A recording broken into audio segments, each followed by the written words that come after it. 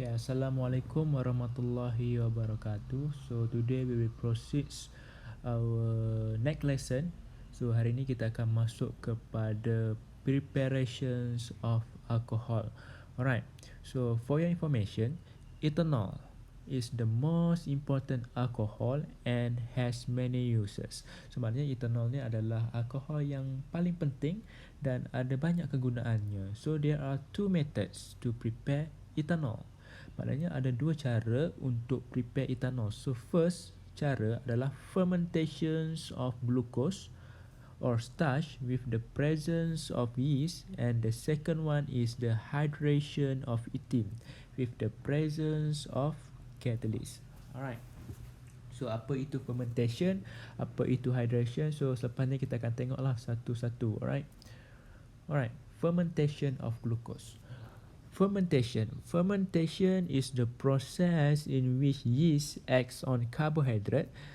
Contoh karbohidrat kat sini sugar ataupun starch to produce ethanol and carbon dioxide in the absence of oxygen. So maknanya kat sini fermentation adalah proses di mana yeast akan acts on carbohydrate untuk menghasilkan ethanol dan carbon dioxide in the absence of oxygen. Alright. Yeast contain enzyme zymase that act as catalyst that break down sugar or starch into glucose. Then fermentation of glucose will produce ethanol and carbon dioxide. So maksudnya kat sini yeast tu dia mempunyai enzyme zymase, dia mengandungi enzyme zymase yang that act as catalyst that break down sugar or starch into glucose, and then glucose undergo fermentation that will produce ethanol and carbon dioxide. Alright. So ni dia punya chemical equation dia lah, macam mana dapat tu. Right, dengan adanya zymase enzyme, function zymase enzyme ni adalah untuk break down sugar or starch lah into glucose. Right. So ethanol ni can be purified by using fractional distillation. So macam kita dah belajar sebelum ni, fractional distillation. So kita boleh menjadikan ethanol tu pure dengan fractional distillation. Okay, next kita tengok hydrations of ethene. So maknanya hydration of ethene, apabila kamu jumpa words hydration ni maksudnya tambah water, add water. Alright, so condition dia kat sini, ethene react with steam, H2O. Steam maknanya water ni dalam bentuk gas lah, at 300 degrees Celsius temperature and pressure of 60 atm with the presence of phosphoric acid as a catalyst. So maksudnya kat sini ethene ni akan ada penambahan water, proses hydration ni penambahan water, dan condition dia kena ada phosphoric acid as catalyst, and dia punya temperature dekat 300 degrees Celsius and 60 atm pressure untuk menghasilkan ethanol. And kena ingat dia punya water dalam bentuk steam. So macam mana ethene ni, dari ethene ni boleh dapat alkohol? Macam mana water ni react dengan ethene boleh dapat alkohol? So saya akan tunjuk dekat sini. Alright. So ethene C double bond C H.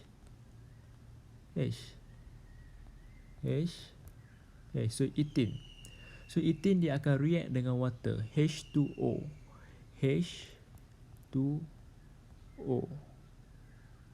Right, H2O. So macam mana dia dapat alkohol? So condition dia kena ingat lah, kena ada phosphoric acid as catalyst, and dia punya temperature dekat 300 degrees Celsius and pressure 60 atm. So macam mana boleh dapat alkohol? So dekat sini kamu nampak sini double bond. So double bond ni dia akan break. Daripada double bond dia akan jadi single bond kat situ. So apabila dia jadi single bond C, right. So sekarang ni kita ada H. So sini pun kita ada H. So maknanya tadi single bond tu kat sini dia break, double bond tu dia break, so OH tu akan masuk sini satu, H ni akan masuk sini satu, so akan masuk H ni satu, sini akan masuk OH. That's why dengan adanya hydroxyl group ni, so dia akan jadi alkohol. So daripada alkin akan jadi alkohol. Alright. So macam mana, itulah caranya. Daripada double bond dia akan jadi kepada single bond, masuk hydrogen dengan hydroxyl group kat situ. Alright. Okay. So next, kita tengok kepada chemical properties of alcohol. Okay, for your information, all alcohol have the same chemical properties due to the present hydroxyl group as functional group. So maksudnya semua alkohol ada chemical properties yang sama disebabkan adanya hydroxyl group as a functional group. So the chemical reaction involving alcohol, kita ada tiga chemical reaction involving alcohol. Kita ada combustion, kita ada oxidation dan kita ada dehydration. So selepas ni kita akan tengok satu-satulah. Okay, combustion of alcohol. Alright, combustion of alcohol. So alcohol burn in excess oxygen to produce carbon dioxide and water. So sama juga macam yang sebelum ni, alkane dengan alkene pun, kalau combustion ingat kena ada oxygen dengan menghasilkan produk carbon dioxide dengan water. Tetapi apa yang membezakan combustion of alcohol ni daripada alkane dan alkene adalah alcohol ni dia flammable and dia burn with a blue flame without soot. Maknanya dia without soot lah. Kalau alkane dengan alkene dia akan menghasilkan soot, tapi untuk alcohol dia burns without soot. And combustion of ethanol ni juga dia release large quantity of heat. So maknanya bila release large quantity of heat, it suitable to be used as a fuel for rocket. So dia punya equation of combustion lah. So sama juga untuk balancing the equation. First kena balance the C, balance the H and balance oxygen. Alright. So selalunya kita tak tinggal dalam bentuk fraction lah. Kalau balance tu dapat dalam bentuk fraction, so kita akan darab untuk dapatkan nombor bulat. Okay, next kita tengok kepada oxidation of alcohol. So oxidation of alcohol ni, actually oxidation ni ada dalam tajuk redox. So redox ni nanti kita akan tengoklah chapter 1 nanti, oxidations. Okay, so sekarang yang kamu kena faham kat sini adalah alcohol oxidize to form carboxylic acid. So kamu kena faham yang tu je. Maknanya alkohol ni dia oxidize dengan adanya dua O kat sini, dia akan hasilkan carboxylic acid. Daripada alkohol akan jadi carboxylic acid dengan presentnya suitable oxidizing agent. So oxidizing agent pun nanti dekat chapter 1 redox tu saya akan explain lah lebih mendalam. So sekarang ni kamu just perlu tahu alkohol tu oxidize untuk dapat carboxylic acid. Okay, so oxidation of alcohol. Alright, common oxidation agent include acidified potassium manganate and acidified potassium dichromate. So oxidizing agent yang selalunya kita pakai untuk oxidation of alcohol ni ada dua, iaitu acidified potassium manganate and acidified potassium dichromate. So ini dua oxidizing agent ni pun kena hafal lah untuk oxidation of alcohol. Alright, so kita tengok yang contoh yang pertama ni lah, oxidation of ethanol by acidified potassium manganate solution. Alright, so dekat sini dia pakai ethanol dia react dengan 2O kat sini, so akan dapat carboxylic acid. So macam mana kita nak kenal carboxylic acid tu? Carboxylic acid tu dia ada functional group dia. Okay, so functional group dia yang ni. So yang ni kita panggil sebagai carboxyl. Okay, so nanti bila kita masuk homologous series yang seterusnya carboxylic acid, so kamu akan lebih faham lah dekat situ. Alright, so macam mana dia berlaku dia dapat carboxyl ni. So kamu nampak dua hydrogen kat sini, dia akan keluar, dua hidrogen kat sini dia akan keluar untuk membentuk jadi side product dia water nanti. So 2 hidrogen tu akan keluar. So 1 hidrogen ni akan masuk sini. So akan jadi side product dia oksigen, dan satu lagi oksigen akan attach dekat sini. Dia akan attach dekat C yang dekat sini. So dia akan jadi double bond. Dia akan ada double bond macam ni lah. Alright. Okay, so yang kedua yang kamu perlu tahu untuk oxidations of alcohol ni, dia punya observation lah. So katakanlah oxidizing agent yang kamu guna kat situ adalah potassium manganate. Alright, so maknanya potassium manganate tu color dia purple. So bila undergo proses ni, the purple color of acidified potassium manganate tu akan decolorize. Right, akan decolorize. And kalau dalam reaction tu kamu guna acidified potassium dichromate, acidified potassium dichromate ni color dia orange. So dia akan tukar kepada color green when react with ethanol. Okay, so in this reaction ethanol is oxidized into ethanol acid. So benda ni pun kena hafal.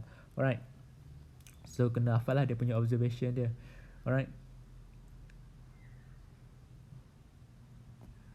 Okay, yang seterusnya kita tengok kepada dehydration of alcohol. So sebelum ni kita tahu kalau hydration dia penambahan water.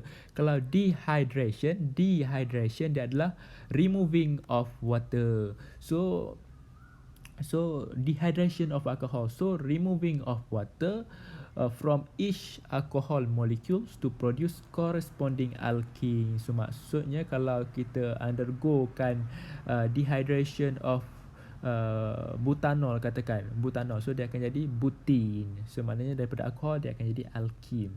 So dia occurs when alcohol vapor flow over strongly heated catalyst. So maknanya catalyst tu kena heated, dan contoh catalyst yang selalunya kita pakai adalah porcelain chip. So porcelain chip ni yang famous selalunya kita akan pakai porcelain chip ataupun aluminium oxide, alumina, ataupun concentrated sulfuric acid.